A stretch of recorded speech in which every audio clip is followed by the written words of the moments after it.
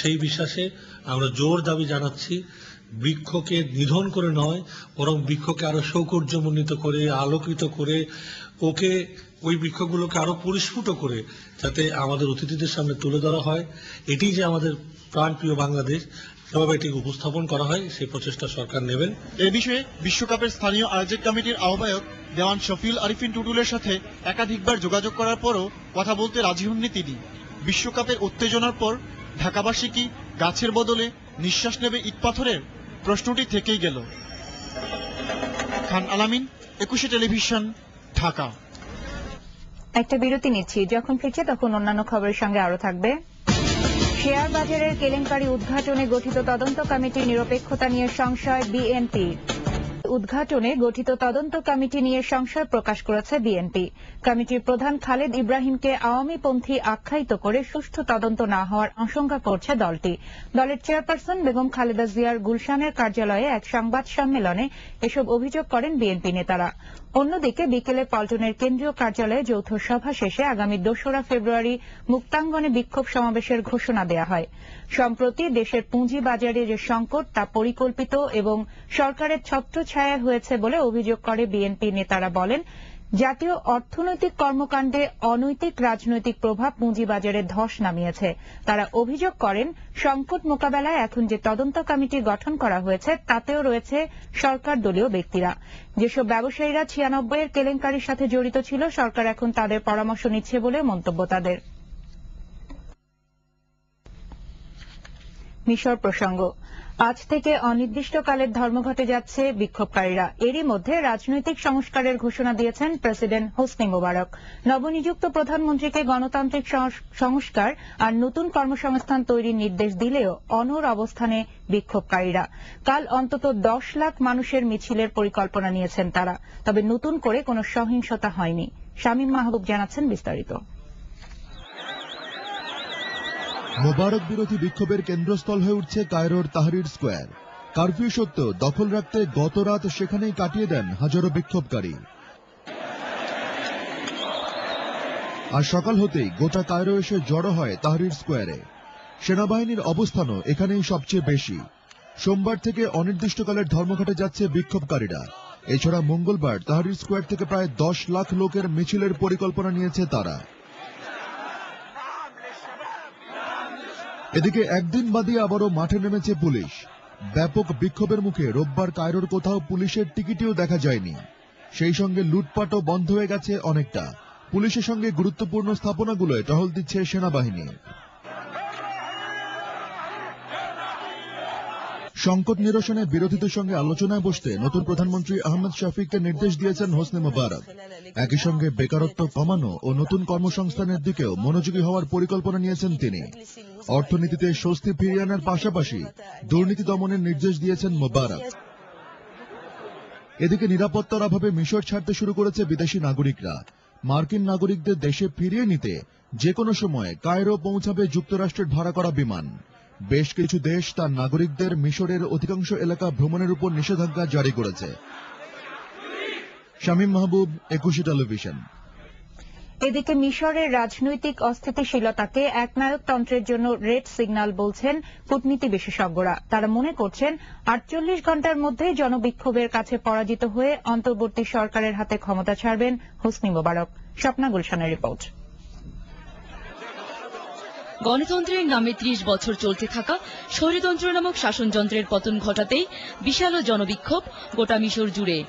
দাবি একটাই, হোসনি মোবারককে শুধু ক্ষমতাই নয়, ছাড়তে হবে দেশ।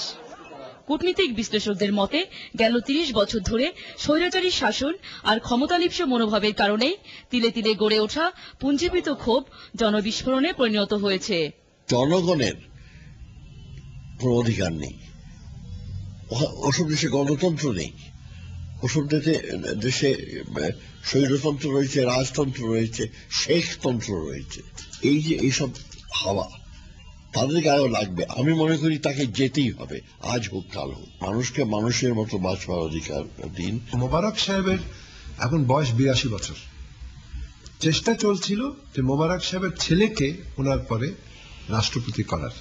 তখন দুইজনের নাম শোনা গেছিল, একজন আল বারাদে, IAEA এর প্রাক্তন ডিরেক্টর জেনারেল, আরেকজন হচ্ছে আমরে মুসা, যে প্রাক্তন পররাষ্ট্রমন্ত্রী এখন আরব লীগের সেক্রেটারি জেনারেল। কূটনীতিকরা বলছেন মুসলিম অধ্যুষিত 8 কোটি মানুষের দেশ মিশরের স্বৈরাচারী শাসককে দিয়ে গোটা মধ্যপ্রাচ্য সহ আরব দেশগুলোকে নিয়ন্ত্রণে রাখে যুক্তরাষ্ট্র। তাই ভূ রাজনৈতিক প্রেক্ষাপটে 30 বছর ক্ষমতায় থাকা হোসনি মোবারকের বিদায় ঘটলে তা প্রভাব ফেলবে যুক্তরাষ্ট্র আর ইসরায়েলের পররাষ্ট্র আর মধ্যপ্রাচ্য নীতিতে। ওবামা সাহেব পড়েছেন সংকটে, উভয় সংকটে। একদিকে হচ্ছে তাকে অবশ্যই মোবারক থাকলে তার জন্য ভালো, অন্যদিকে হচ্ছে মোবারককে যদি কোনো মতে সরিয়ে দেয় তাহলে যারা আসবে তারা আমেরিকান বিরোধী হতে পারে। তাদের আরেকটা হচ্ছে কনসার্ন, সেটা তারা ভাবছে যে সবচেয়ে বড় পলিটিক্যাল পার্টি ওখানে মুসলিম ব্রাদারহুড, তারা কিন্তু আমেরিকাকে পছন্দ করে না। আমি যেটা দেখছি সেটা হচ্ছে সবাই মিলে একটা অন্তর্বর্তীকালীন সরকার গঠন করা হবে এবং তারপরে আশা করি নির্বাচন হবে, সুষ্ঠু নির্বাচন, নিরপেক্ষ নির্বাচন, এবং নির্বাচনে যারা বিজয়ী হবেন তারাই দেশ চালাবেন। তাদের মতে মার্কিন যুক্তরাষ্ট্র আর ইসরায়েলের নীরব সমর্থন নিয়ে এ যাত্রায় পার পাবেন না হোসনি মোবারক। মুসলিম গণতান্ত্রিক দেশ হিসেবে বাংলাদেশের অবস্থান হবে গণতন্ত্র প্রতিষ্ঠিত করতে সংগ্রামরত জনমানুষের ইচ্ছার প্রতি সম্মান জানানো। স্বপ্না গুলশান, 21 টেলিভিশন, ঢাকা। এবার পিপলস লিজিং বাণিজ্য সংবাদ।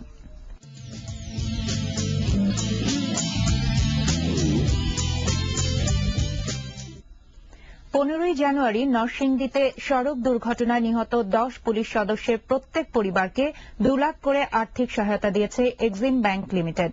সোমবার স্বরাষ্ট্র মন্ত্রণালয়ে স্বরাষ্ট্রমন্ত্রী অ্যাডভোকেট সাহারা খাতুনের মাধ্যমে নিহতদের পরিবারের সদস্যদের হাতে চেক তুলে দেন ব্যাংকের চেয়ারম্যান মোহাম্মদ নজরুল ইসলাম মজুমদার। এ সময় তিনি বলেন, সামাজিক দায়বদ্ধতার অংশ হিসেবে দেশ ও জাতির কল্যাণে এক্সিম ব্যাংকের এ ধরনের কার্যক্রম অব্যাহত থাকবে। এবার নোভা দেশ বিদেশের খেলাধুলার খবর।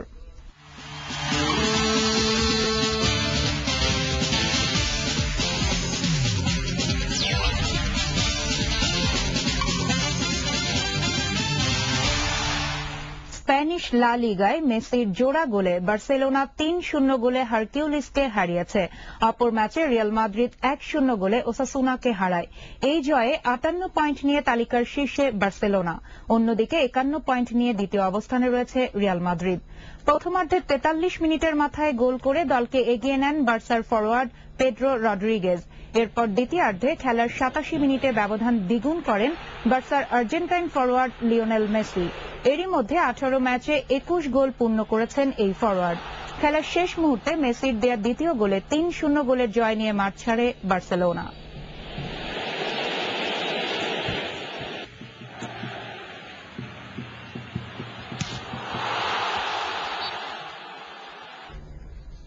এই সাথে শেষ করছি রাত 9টার 21 সংবাদ। যাবার আগে শিরোনামগুলো জানাচ্ছি আরো একবার। আড়িয়াল বিলে বিমানবন্দর নির্মাণের প্রতিবাদে ঢাকা মাওয়া মহাসড়কে বিক্ষোভ সংঘর্ষ, 1 পুলিশ সদস্য নিহত, আহত অন্তত 30। ফেনীর মুহুরী সেচ প্রকল্পের ভাটির অংশে ক্যানেল না করায় নদীগর্ভে হারিয়ে গেছে 10 গ্রামের বিভিন্ন স্থাপনা সহ আবাদি জমি। কাল শুরু হচ্ছে এসএসসি ও সমমানের পরীক্ষা। বিশ্বকাপ ক্রিকেটের কথা বিবেচনায় নিয়ে করা হয়েছে সূচি, জানালেন শিক্ষামন্ত্রী। দর্শক, 21 টেলিভিশনের সর্বশেষ খবর জানতে যে কোনো মোবাইল থেকে ডায়াল করুন 2021 নম্বরে। এছাড়া লগ অন করুন www.21-tv.com এই ওয়েবসাইটে। এতক্ষণ সঙ্গে থাকার জন্য ধন্যবাদ। পরবর্তী সংবাদ রাত 11টায় দেখার আমন্ত্রণ রইল। শুভরাত্রি।